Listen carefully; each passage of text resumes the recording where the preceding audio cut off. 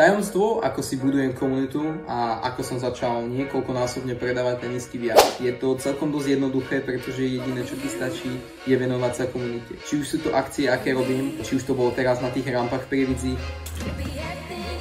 Ty kokos, no tak toto si domov skočí na kolobežke. Či už to bolo autoškola Aqua. Takže shoutout autoškola inak. Alebo otravovanie ľudí. Babi, idete do súťaže o toto?